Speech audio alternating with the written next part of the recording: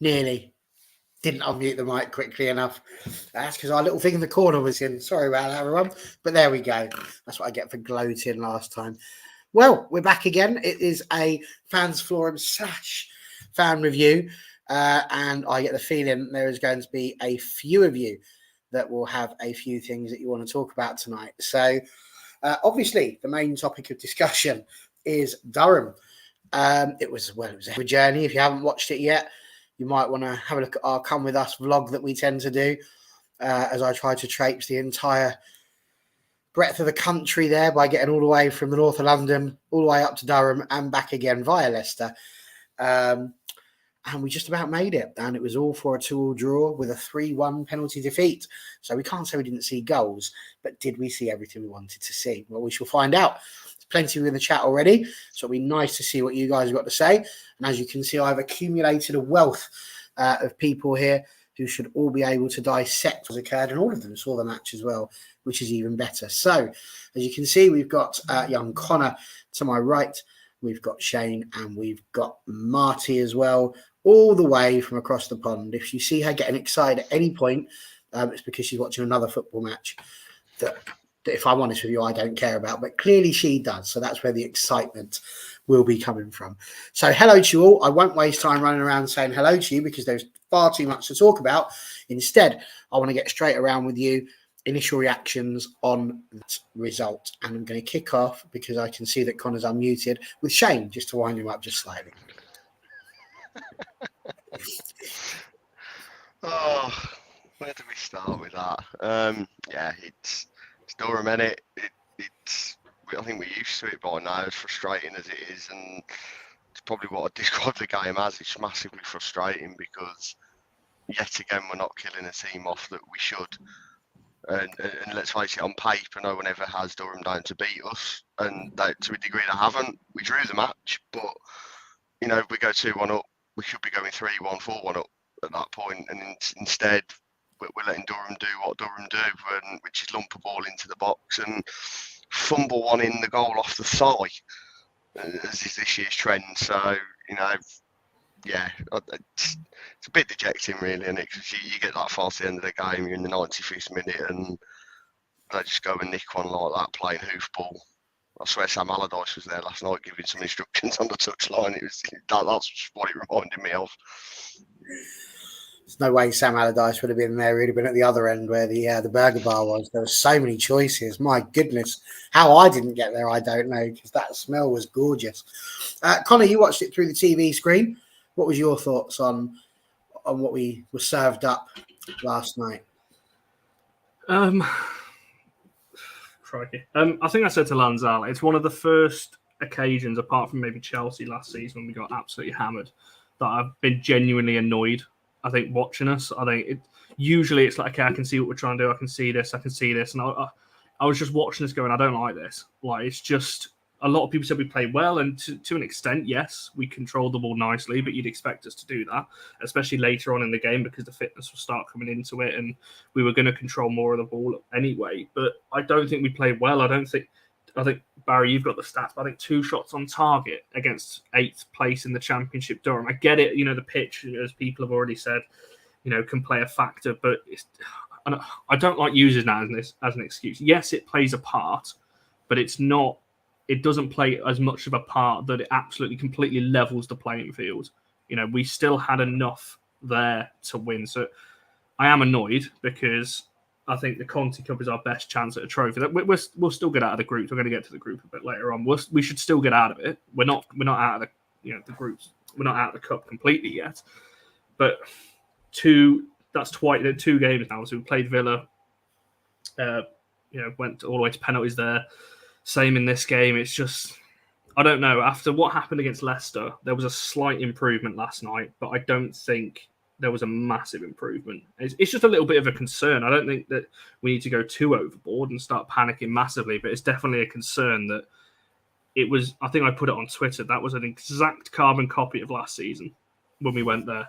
Literally exactly the same. Went 1 up. They scored kind of midway through the game, and then we went 2-1 up, and then they scored with a free kick very late on, a set piece very late on. It is exactly the same. The only difference this time is we couldn't beat him on penalties. So yeah, initial reaction. I think I'm just frustrated. I think because this was our chance to bounce back after people saying that we played poorly against Leicester.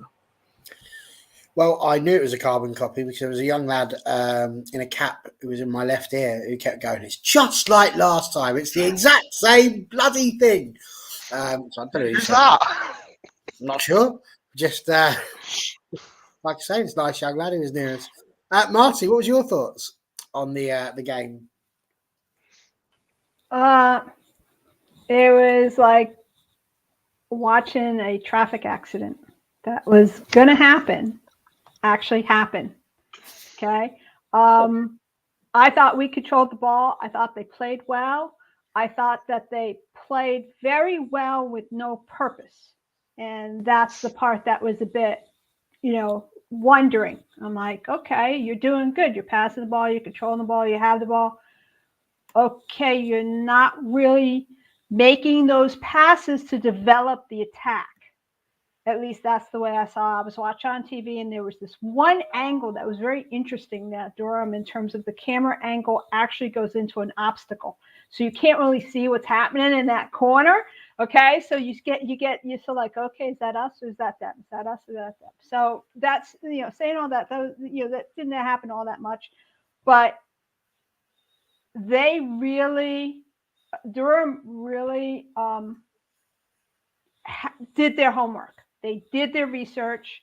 They looked at it and basically said, hey, we're not going to beat them straight up. We don't have the personnel that they have. We don't have the quality of players they have, although they have some really good players. Okay, they do have some really good players. But they don't. But if you put us on paper, it's like we should have won it like 3-0. Okay, maybe 4-1. Okay, but either way, it should have been a definite padding.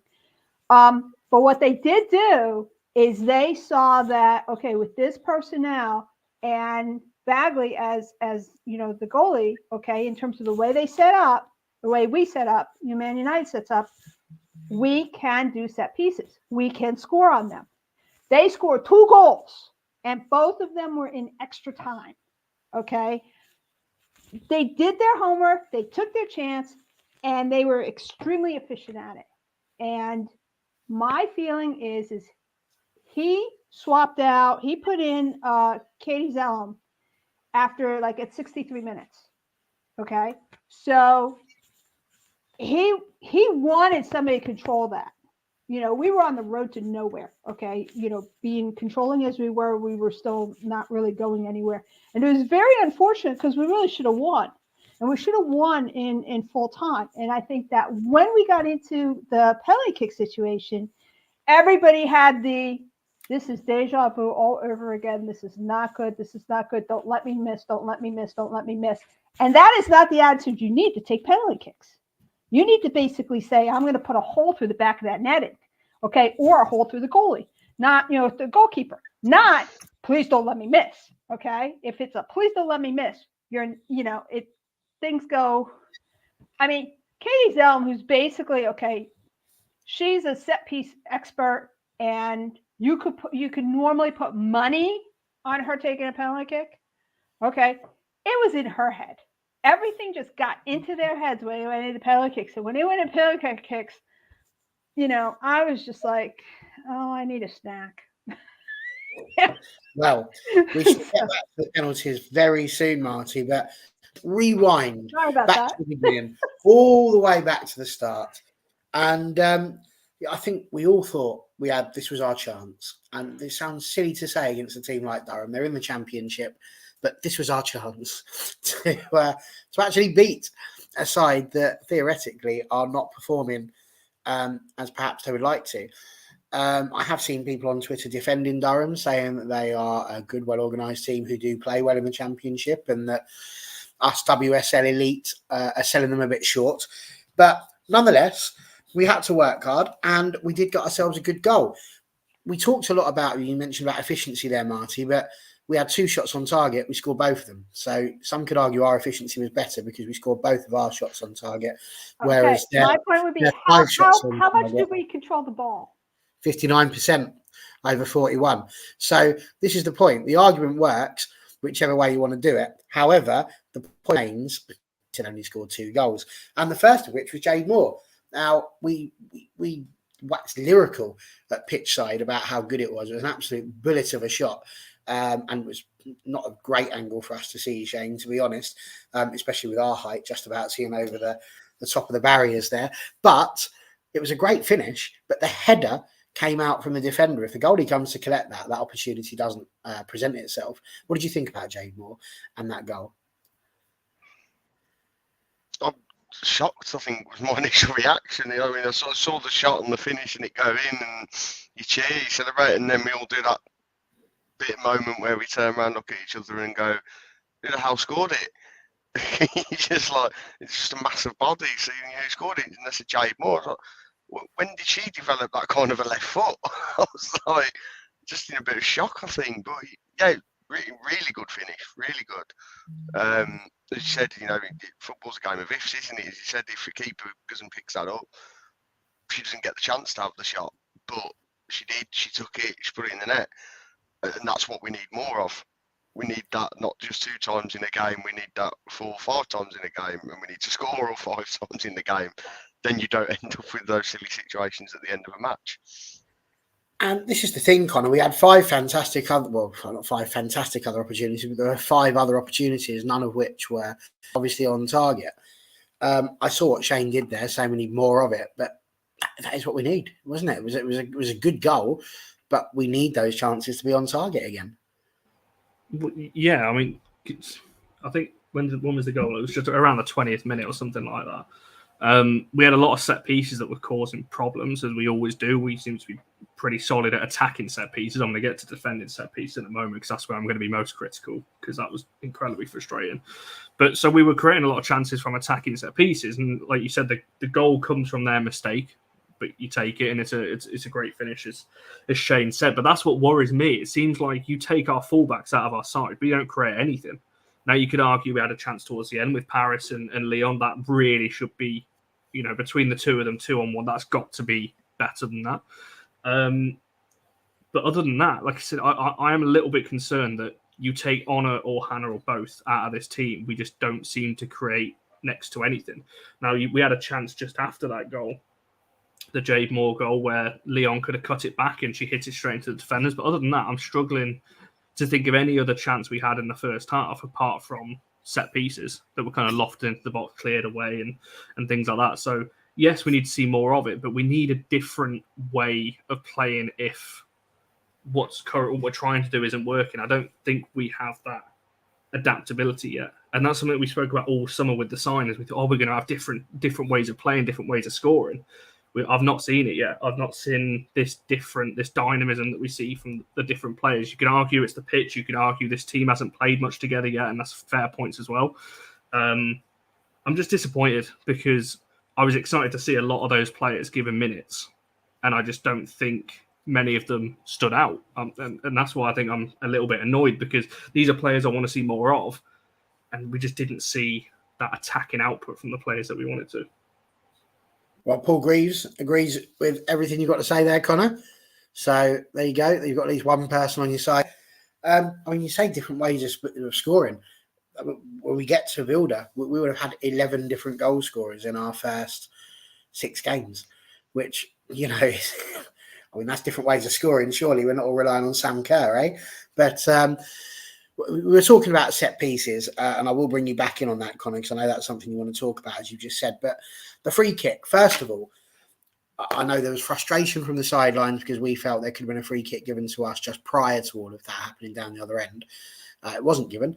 It was a foul. Martha Thomas did trip her. There's no getting away from it. It was a cheap free kick to give away. Marty, why couldn't we defend that ball better? How did that end up in the back of the net? And how good was the cameraman on the vlog on that one? Because I'd like a bit of a shout out for catching my second goal of the vlogs.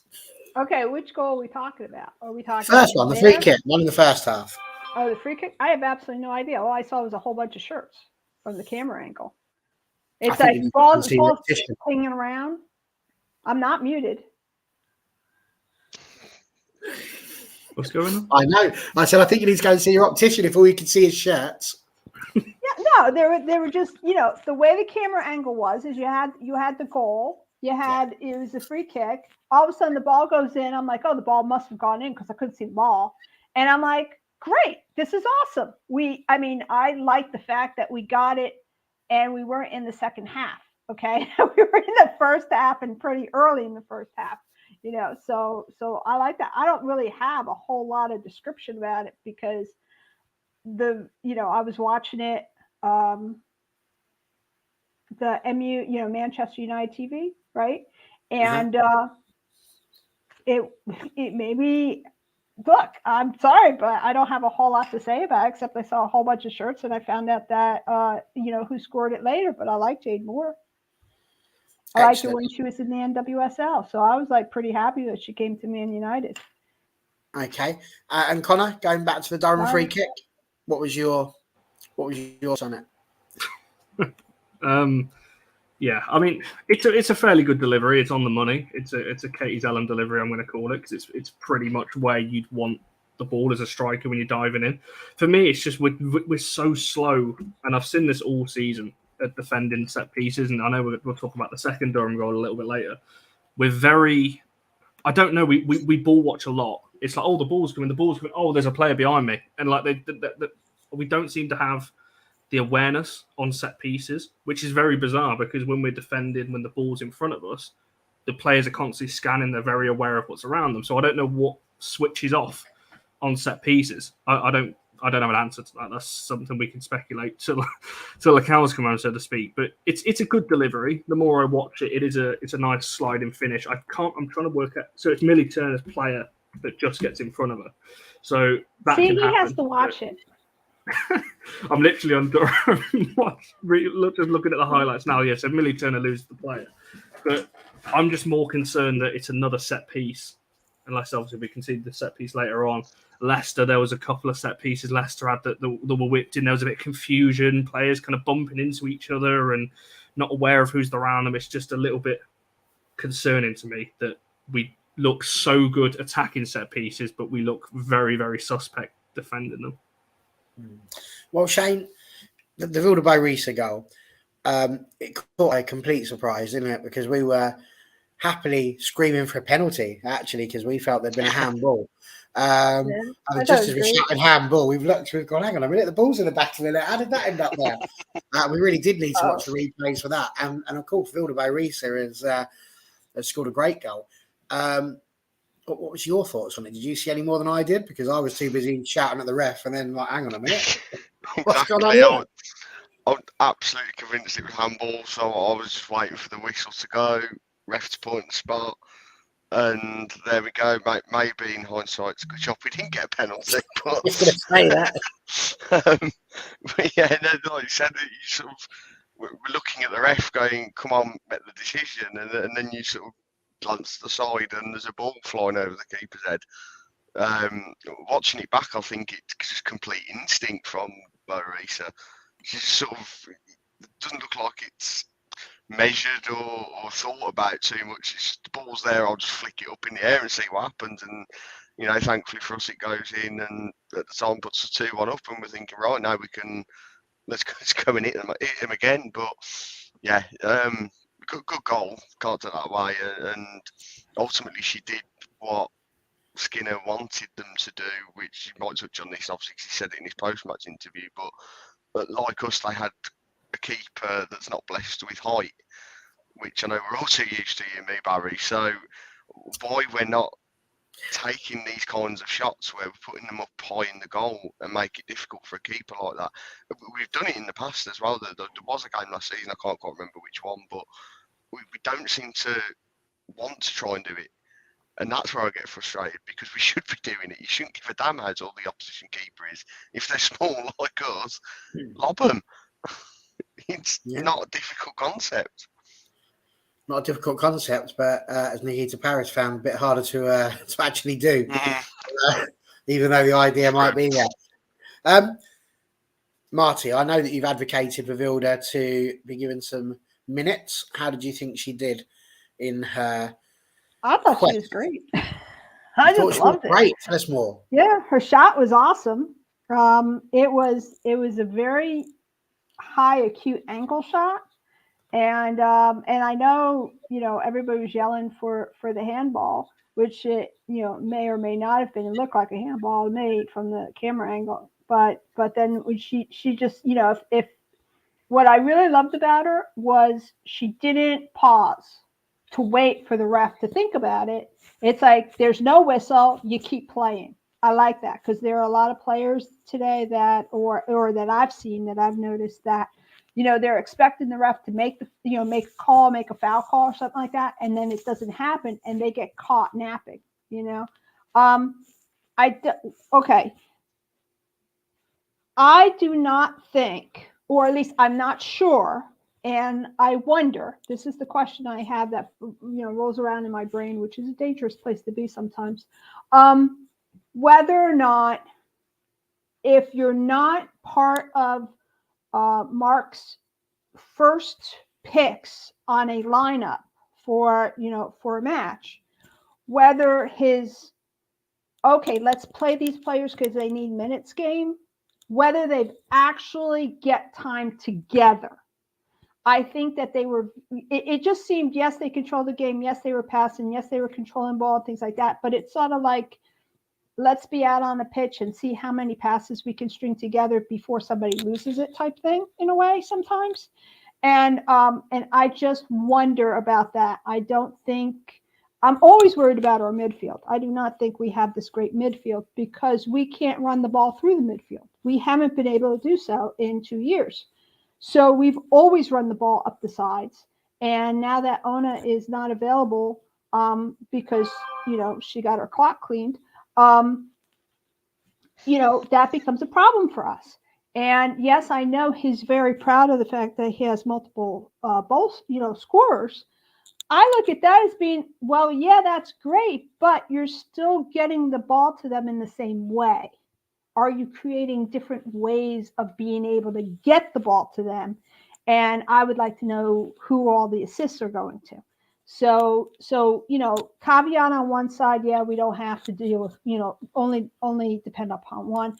But on the other hand, do we have creative players? Are we having creative ways of doing things? If something doesn't work, does that become a stop sign to us? And then we can't go around the stop sign. We can't go around the barrier. And that worries me. I love VBR. I love her. I think she's great. I want to see her in the field more. But heck, I thought that about Jackie, and look what happened there. She's like out of here. So what I will say is I loved Haley Ladd last night. I think Haley Ladd does a great job, and but I wonder how much time that midfield got to play together and figure it out together in terms of their position in the field and how the ball movement was going to be. And that's what I'm thinking. I'm thinking you prioritize your practice time, and in his case, and I just wonder how much time they actually got. I think, sorry, but just before you jump. Go on, No, I was just going to say very Not quickly my on fault. Vilda. I don't think Vilda is this creative outlet that people make her out to be. She, for me, is the one that is in the middle of the two creators. So you've got your sitter, you've got your kind of 8, if you want to call them that, your 6, 8, 10, whatever you want to go for. Vilda, to me, is that one that can progress the ball into your creative and attacking players, not the one that is to be relied on. Whereas Tooney, you can stick her in that position. She's going to create something. I don't think Vilda can be that. I think she's the one that can feed into that. Just from what we've seen of her in a United shirt, she can have good. I don't think she was poor yesterday, but she didn't set the world alight, and that's what just makes me think maybe she's better as a little bit deep and not in the Tooney position. Okay, well, I was just going to bring this one up very quickly because we're getting slated here.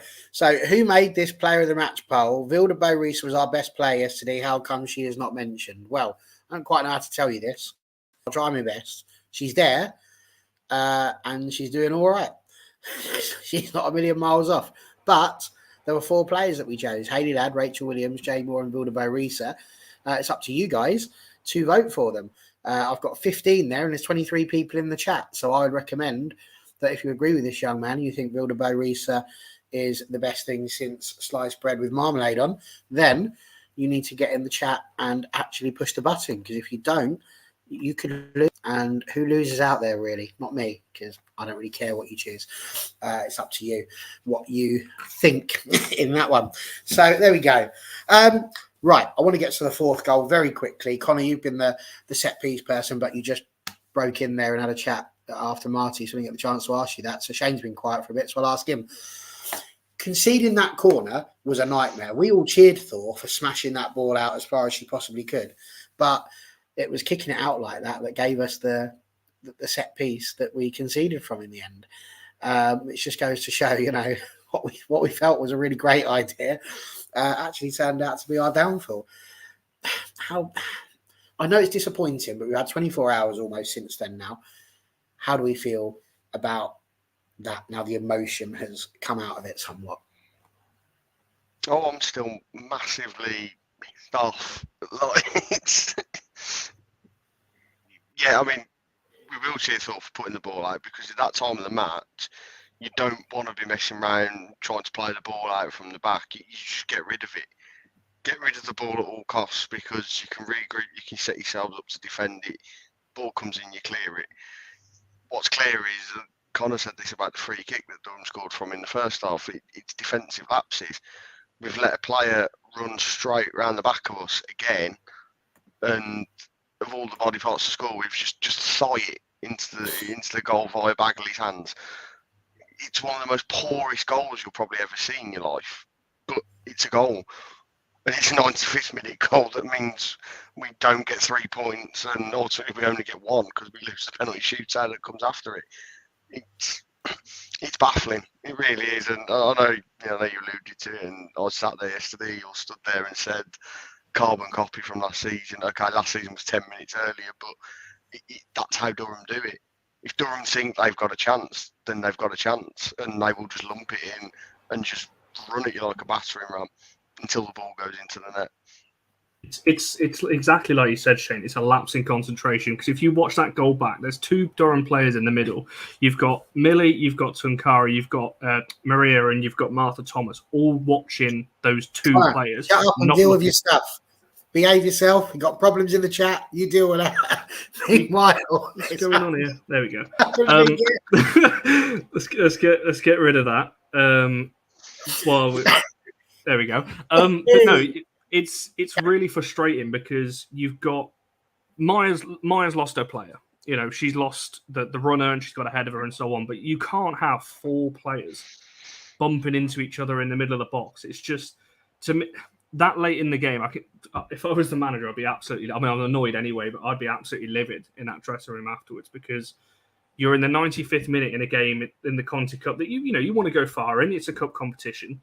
To do that, it's just, I don't know, it's really frustrating for me, because it should not be happening. Shouldn't be happening once. Okay, you can let it go, but it's happened multiple occasions. We've conceded a lot of late goals and a lot of lapses in concentration. That seems to be our downfall. We can do pretty much everything other right, but the lapse in concentration, it seems to have carried on from last season into this season, that we don't seem to be able to see things out. So it's interesting you say that, because I entirely disagree. I've seen this flying around now on Twitter, and it's been really hard. And actually, probably being host of this show is probably the best thing that could have happened, because if I'd have been sat in Connor's position, it would be going down right now. It really would. But I don't agree with that. I felt, and I know that John Commode said this in the vlog, it's the rotation. It really is for me, because we've played 4 WSL games and we haven't conceded a goal. It's not happened. We've held on till the end. We beat West Ham and we beat Leicester. Yes, they had their chances. Yes, they could have taken them. They didn't. Now, the problem we've got here is that in the Conti Cup, he's made these changes, and the people that he's playing in these games, I feel, are a lot of the players that have been, for want of a better term, demoted to the Conti Cup side rather than being given the starting opportunities to play. Martha Thomas was superb last year, but now she's turned into a player that is mostly seen in the Conti Cup.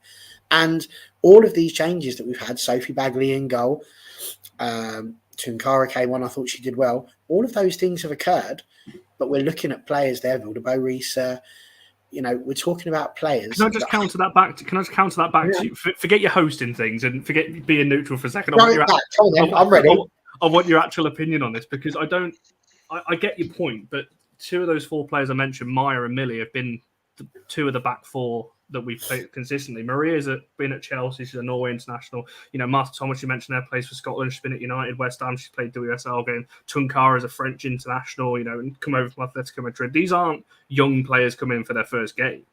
I just don't understand this lapse in concentration that we always seem to have towards the back end of games. It's just, and certainly in a side where, like I said, Maya loses a player, it happens. Millie lost a player in the first half. That's twice the 2 chances that they had. It's this. What Lanzel's put here. Is it the lack of the games in the league? Are we doing it purely because we need to keep these players happy or not? Because I've made this argument a million times. You're only successful on Football Manager if you put your best team out every single time. That's just the way it works. And we're not doing that. Put your team out, win the match, bring the players on. Wouldn't you agree, Marty?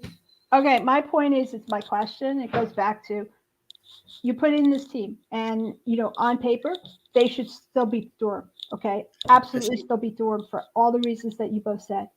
Are these players getting time to play together outside of these matches, that they get used to each other and they can play as a team? Otherwise, they're just playing as individual players. And we all know that if you just have individual players out on the pitch and they don't know, they have no conversation, communication, know what the other one's doing, or plan of action, they will get beat. But surely the only way that happens is if it's happening like in training. Training is the only opportunity they've got to do that. But, well, I look after the school football team, and I don't just sit there all the time and go, oh, let's stick some of those players on. I'll put my second-rate team together. You put your first team against your second team, and this is my whole point. The second team isn't performing to the level of the first team, because if they were, they'd be in the first team, wouldn't they? So, well, then why is he playing? Why is he playing a second team for Conti? My point precisely. But it's not. This is my point. And Shay, come on, get in on this debate. It's not as this. This was the whole argument we had all summer, that we've got a lot of options not to play. So, what are we saying, that these players aren't as good as we think they are? Because we're saying a second team, and we've argued all summer that this team is very good, and we've got depth, and we've got a lot of options now. So now are we in a situation 2 games into the Conti Cup that we're saying that these players aren't as good as maybe? No, we're not saying that. What we're saying is we've got players that can go in those positions. You can't make wholesale changes. It doesn't work. I made no secret of how unhappy I was about the Villa game, making 9 changes. That was too many. Yeah. That's not the reason we don't win a game, though. The players that are on the pitch are still fully capable.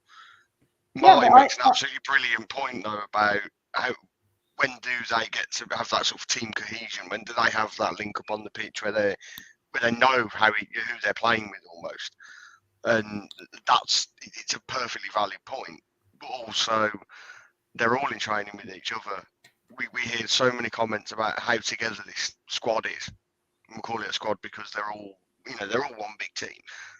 And you get it, a lot of it, with the first team, if we call it that, or the preferred lineup maybe that starts in the league.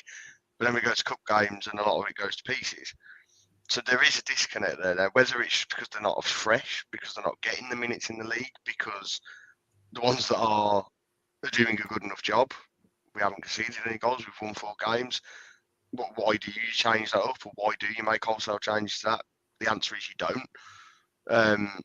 And ultimately, I think someone said in the comments, it goes back to the number of games you get in the WSL. There's not enough teams to do this. If you look at the men's team, by the time they get to October, they've played a third of the season in the league nearly.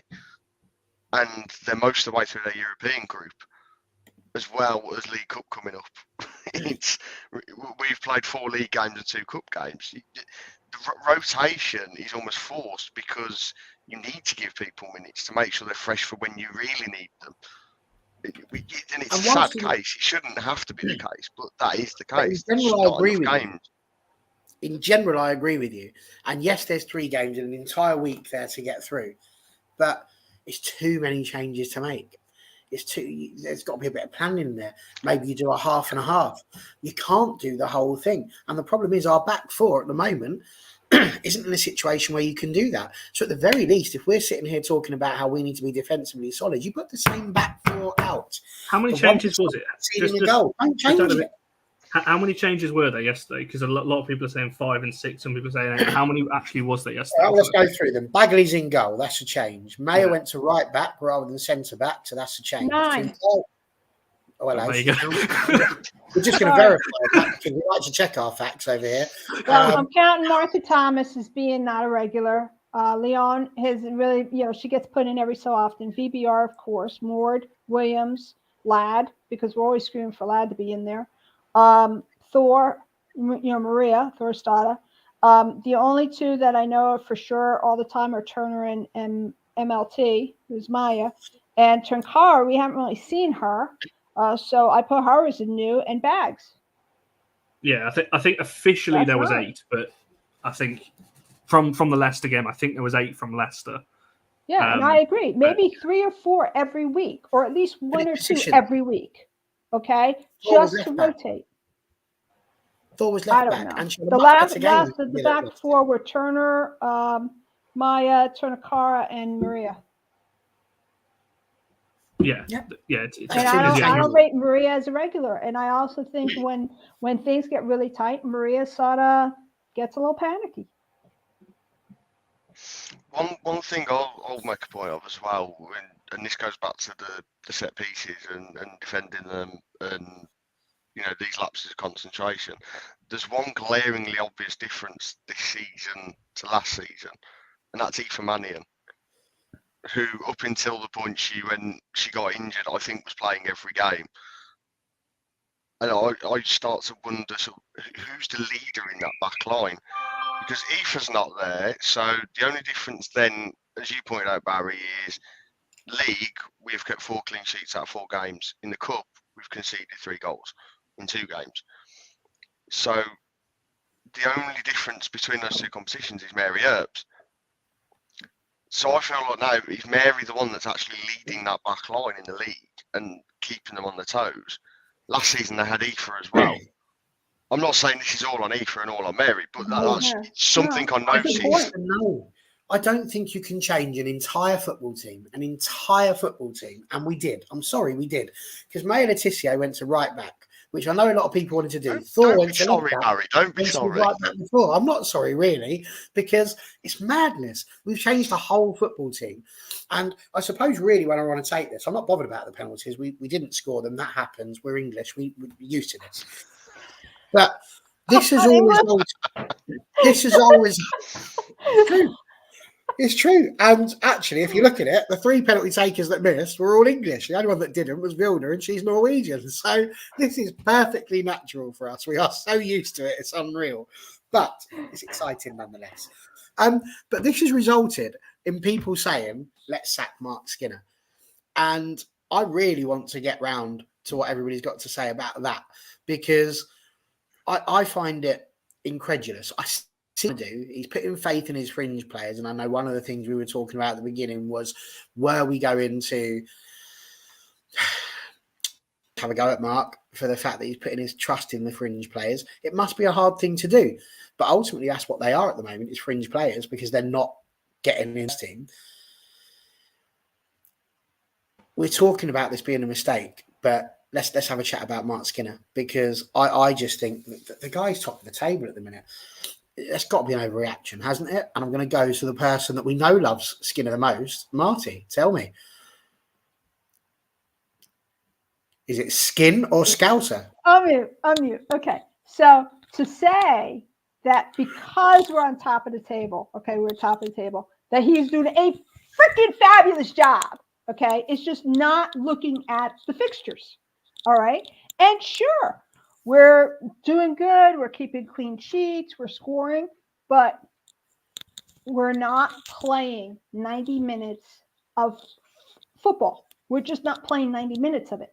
We're playing snatches of it. We're playing first halves of it. We're not playing 90 minutes. He does not have the team rolling. And when we reach the top 3, the top three of the Chelsea and the City, because I'll tell you right now, City's rolling. City is starting to roll. And Arsenal. All right. That's when you'll see whether or not he is doing a good job, because that's when it's like, is it American cheese or is it Swiss cheese? Okay. Does it have the holes in it like it had last year, or is it going to hold water? Because that's the telltale. So my feeling is, You just say, is it going to hold water? Yeah, like And you're talking about cheese. What sort of cheese have you got over there? Hey, whatever works. Okay. Plastic. Cheese that holds water. Cheese that holds water. Good God, woman. Sit yourself down for a second. You've got a bit mad. Cheese that holds water. My feeling is right now, whatever is going on in training, he's either needs to step up the communication in terms of how he wants his players to play, in terms of giving them the energy and the positivity that they need to focus that they can do this, because I see that lacking. They don't have confidence in themselves if they do not score well initially. Okay. And also, he does not and has not, okay, really focused on what they do in certain points of the match, in terms of, my analogy is not falling apart. What they do in the match in terms of defending. Yes, mozzarella holds water. In terms of defending, okay, like, if they're one up, what do they do? The one thing that I noticed in yesterday's match, again, he did not sub. He subbed Nikita Paris and he subbed Katie Zellum. He had 2 subs. Okay. He did not sub in fresh legs. He did not sub in or change the strategy in terms of, defending thick, in terms of making sure nobody get through. I'm not sure it would have helped because they scored from set pieces. Okay. But he definitely did not do anything. He didn't go for another, for having a insurance goal. Okay. He didn't really do that. And so those are the things that I would like to see from him. Okay. Because he comes out and he says, it's all like, well, that, and I agree that he's got the players. The players have the quality. I'm not arguing that at all. They're getting good players in here. So I'm thinking maybe they're just fluttering around with no direction. They aren't a little unsure, or they're not practicing enough that when they get into those positions, it's an automatic thing, and then they have to think about it. And anytime you get in your own head on the pitch, you're in trouble. I'm done. This is very good, Ian. You've got comment of the day. Love that. Well played, you. Connor, we're going to go to you about the whole Skinner situation now, but I want to tightly, because when we did have the penalties, what we noticed about them was we had 2 midfielders, 2 defenders, not a striker or attacker as such in sight. I fully believe if Rachel Williams was still on the pitch, she would have been one of the first to put her hand up to take penalty. Would you place the blame for that on Skinner, the order of the penalty takers and who's chosen to do that? Where would you go with this whole debate? No chance. No, I mean, the players put themselves forward for shootouts in terms of how confident they are. The coaching staff will have an idea on who's better and who's worse. I'm not going to look at the penalties too much because it's a shootout, although I will say we've had 11 penalties. What's the stat? Is it 11 penalties, 4 scored in 2 shootouts now? That's bad. That's lower than 50% scored in 2 shootouts. Can't be 2. We scored 2 in the one against Villa, didn't we? Yeah, and we lost. That must be 3. No, we scored 3 and then 1 yesterday, so 4. Yeah. So no, I'm not going to talk about that. You talk about Skinner situation. It's not a situation. I don't know what the discussion is. I don't like this whole in-out debate. It's like the Ollie thing all over again when we had Ollie in charge in the men's side. It's all, it's got to be in or out. No, why don't you just criticise game by game? I don't know why we have to look so black and white with these things. You talk about the changes and things like that. He made so many changes. It depends which side of the fence you sit on. I think you can make that amount of changes because the players are good. Man City made 7, 8, 9 changes yesterday and won 6-0 against a better Championship side. So you can argue that we should be doing the same. It's just, similar opposition. Yes, we were away, City were at home, but we all rave about these players. So yes, Mark's downfall a little bit yesterday was he put a lot of faith in our fringe players. That maybe didn't perform. I think me and Charlie were talking that did any player get above a 6? We're going to look at the player of the match poll in a bit. It'll be interesting to see who people thought did. But no, with Skinner, I don't think you can't wait until the end of the season. Let's see where we are at the end of the season because we really don't know. We could win every game 1-0 till now on the end of the season and get in the top 3, and we'd all be sat here celebrating the fact we're in the Champions League. So I really don't like that discussion until we get to the end of the season, unless we have a massive drop off. If we go and get smacked by Chelsea and Arsenal, go on a losing run and really drop down the table, then I think you can start looking at that conversation. But at the moment, you wait until the end of the season. But he's not immune from criticism. There was definitely things. I can see both sides. You talk about the subs yesterday. Could have brought players on. On the flip side, did he really want to risk certain players on that pitch when we've got crucial league games coming up away at Everton and so on? So I can see why maybe he didn't. But at the same time, I agree with what Mark said, by the way. We've played very good football in 10, 15-minute stages. We've never seen us sustain it over a period. I don't know whether, Shane, you've been watching this side a lot longer than I have, but ever since I've started watching this team, I've always felt like we've got a fitness issue. We can never go at it for more than 50, 60 minutes in a game. And I think that's why we drop off so much. We dominate for 10, 15 and then drop off. Gone the full 90. The most obvious game that springs to mind was Arsenal in the lockdown season, which we won 1-0. And there's a reason we won that game 1-0 was because we had the energy to last the 90 minutes. And it doesn't often happen.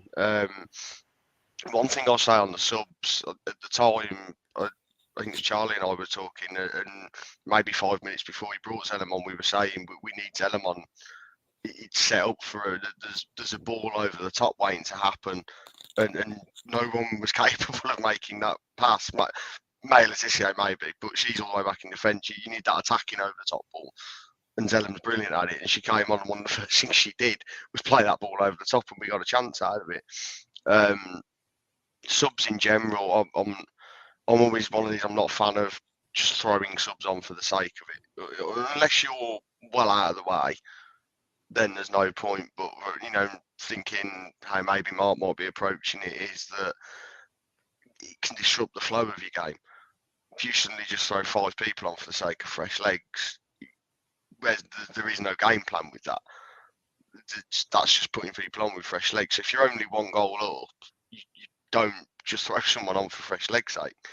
You still need to keep your game plan there. If you get further ahead, making 5 substitutions for fresh legs? Isn't that the same as bringing on 10 different players just for the sake of them getting on? It can be.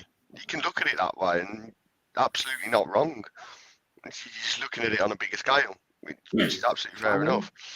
It's all about momentum, I think. Yeah, I think that's the momentum's the word. Momentum is the word. But can I just throw that back to you, Shane and Barry? Then, but like I just mentioned, the City there, they made 8, 9 changes. How were they able to go and smash Blackburn 6-0? And we're struggling. They were playing Blackburn, Connor. They played them off, Connor. They were playing Blackburn. We were playing Durham. Sorry, what league are Blackburn in? Are they in the Championship? I'm pretty sure they're doing better than Durham. And have Manchester City had a problem with Durham over the last 3 years? So they've got a mental block to get over? Have they played Durham before? Go on. So someone in the chat. Who knows? I don't know whether they have or not, to be fair. I shall Google it. I think they have at one point, maybe. I'm not sure. While Barry's Googling, the point I'll make about penalties. They won 3-0. There you go. The point I'll make about penalties, though. Only a year ago. We've only, throughout all the penalty shootouts we've had, we have only ever had one player who I would class who's a striker take a penalty, and that's Russo. Which is the only striker that's actually taken a pen for us. That's not a manager thing. That makes no sense. So why? Why aren't they choosing to do it? Exactly. And that's It's the big either a question. confidence thing. It's come from training, isn't it? Because you practice penalties in training, so it's come from clearly the strikers either aren't very good at it, or they're not confident to go. Yeah, I want to take one. It's one of those two, isn't it? Yeah, but I mean, it's not like we don't have strikers that don't take penalties. I mean, Paris takes penalties, although I wouldn't be the first one to suggest her based upon history. But I think Leon takes penalties too. So. The thing is, we'll never know who the fifth penalty taker was going to be unless somebody actually tells us. So that could have been any one of them, but we don't know. So listen, the poll is really, really close from what I can see. There are 26 of you watching and only 21 votes. We do have a clear leader, but that's only 2 or 3 votes in it, I think. I shall give you a couple more minutes to get onto that. And we're just going to bring up the league very quickly. This is where Connor's technical wizardry will come into it. I let him do it because he just gets upset when I start doing things. So we'll just let him do it. Then if it goes wrong, it's his fault and not mine. That's how we prefer it. Okay, if we could have it so that people can read it, that'd be great. Don't need them getting their magnifying glasses out. That's a little bit better. So as you can see, we're third. Miraculously, we picked up 2 points, which is the same as Everton with only 1 game, and Sheffield United with the 1 point, obviously, because they lost on penalties. They all seem to be drawing and going to penalties in this group, which is quite an interesting thing. Nobody really seems to be winning any games on their own. But it's going to be a tough one, isn't it? Do you see us still getting out of this group? Connor's already answered that question, but Marty, do you see us still getting out of this group? We've played Durham, we've played Aston Villa, so we have Everton and Sheffield United. Both at home. At home. I worry. I'm worried. For a variety of reasons, I'm worried because I see Aston Villa being able to beat Durham. I see, I do see like a shuffle, but I'm just worried. I do think that, Sheffield United, I think we should have beaten Durham. We should have beaten Aston Villa. So once you go with, well, we didn't, and then we lost in penalties, then it becomes a total up for grabs. You can go through in second place, can't you, Shane? Unless I'm wrong in that. It's just dependent. It's a certain amount of It's all dependent teams. on who does and doesn't go through in Champions League groups. I think because obviously Arsenal and Chelsea come into the quarterfinals, so I think there's one second place team that can go through, like the best runner up out of across all the groups. So it's still possible to an extent, but and it's like you said, Marty. The way we got through last season. Durham and Villa have still got to play each other, so they're going to take points off one of them. And I'd expect us to beat Everton and Sheffield at home, but then again, I expect us to beat Durham and Villa, so I really don't know. So it's a tough one. There is, do you think we'll make it or not? I really don't know. I can't be confident in saying we will, but it's one of them. I think a lot of it depends on what happens in the next round of games, because the next round we're actually on, it's our week off. So I can't remember which round it is. I don't think it's Durham and Everton and Sheffield and Villa are playing each other or not, but we're certainly not playing. So there's a chance there that Durham go further ahead, and there's a chance that Villa might get further ahead.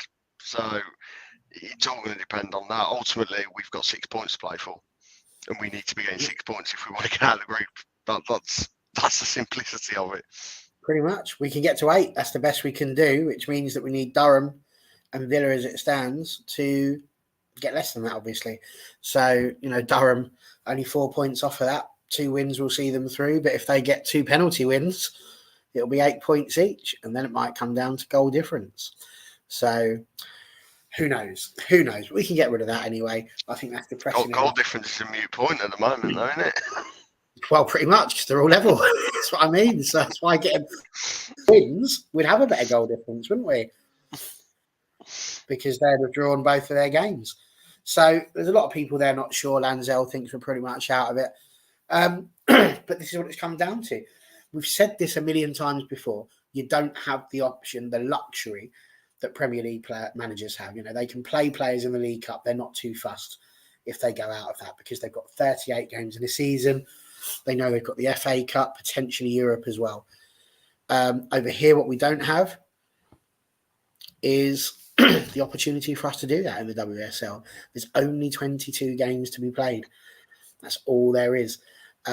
You've got to take the Conti Cup seriously. And I'm not suggesting for 1 second that Mark Skinner hasn't, but what I am definitely saying is that we didn't put our strongest team out immediately. But what I do find interesting is everybody is telling us we should be beating that team with the players that were there. So I don't think we can sit there and blame Mark Skinner too much if we're going to say the players were capable of doing it. Hold that thought. I would say this is if you have the players that are competent and can play, then it comes down to how do they play together. And I grew up that you put more onus on the manager, the head coach, for how players play together in the system they develop on the head coach and the manager, not on the players. Well, the system is working though, Marty, because it's got us joint top. What? The system is working because it's got us joint top with no goals conceded until the personnel changed. I mean, okay, that's in WSL. That's not in Conti. Sorry? That's in WSL. Yes. He's not playing. He has spoken. He's not doing training and bringing players in and going, this one's just a Conti Cup training. Well, it sure as heck seems like he is. Well, I can guarantee you he's not, because if there was any manager that did that, then maybe he ought to do it that way. Because the way he's doing it in this mix and match stuff, it ain't working. Well, it didn't work, and I think that is the entire point. So I don't really know. We've got to knock this one on the head, to be honest with you, because we've all got to go and watch the Man United men play. And just hope they don't do to us with FC Sheriff what happened last night with Durham. Because if they do, I'm turning my phone off and not going online for at least a week. So Connor will be on his own tomorrow night. But look at the poll. How has the poll turned out? The poll is ending. I can confirm that number 1 is Hayley Ladd, number 2 is Hayley Ladd, number 3 is Hayley Ladd, number 4 is Hayley Ladd, and number 5% is also Hayley Ladd. She is number 4 on this particular poll. Jade Moore may wear 4, but she was 3, or joint second rather, with Rachel Williams. So you'll be pleased to know, Tyoso, that your little rant worked, and it rallied up all the VBR fans who came flying into the poll to save you. You obviously set up your little Batman thing into the air, and Vilda Boerisa is indeed the winner of the All For United Player of the Match trophy that doesn't exist, but it's a polite round of applause. Yes, we get to play any of the established 3. Let's see where we stand when those games hit. I just think that can be put out with absolutely everybody. I just feel there was a bit of a mass overreaction in terms of how people choose to argue when certain results happen. At the end of the day, we're all upset. None of us are happy. You've only got to watch the vlog. We were very quiet. We didn't enjoy it. And that's an important thing. We've got stuff coming up, haven't we, Connor? Tomorrow night, we've got the preview of Everton. Super fantastic. We've got an Everton fan on who I don't know, so this should be fun. Indeed. Yes. So we're carrying on our format of previews, changing up slightly. So we'll continue to have opposition fans on for our previews, because who can give a better look from the outside at our teams than opposition fans? Because we can debate we can debate it all we want about who we think is good and bad. Let's get some opposition thoughts on that. Yes, so we will have 1, maybe 2 Everton fans with us tomorrow night. Absolutely. So we've got a little bit of that. Keep your eyes open for Sunday, because you want to be in the know. Something might be happening on Sunday. So if you're not going to watch Everton, you might want to watch your YouTube instead. So we'll see how that goes. Either way, we'll be reviewing on Monday with what's going on there, and all the usual stuff's coming up. We've got an Arsenal preview coming up as well next week. So there is loads, literally loads to be looking forward to. But for us, that's it. United are about to kick off. So thank you very much, Shane. Cheers, Marty. Thank you, Connor. It's been a big debate. We could have carried on for another half hour, I reckon. That had all the legs in the world. And who knows, maybe we will tomorrow. But until then, thank you very much. Have yourself a cracking evening and come on.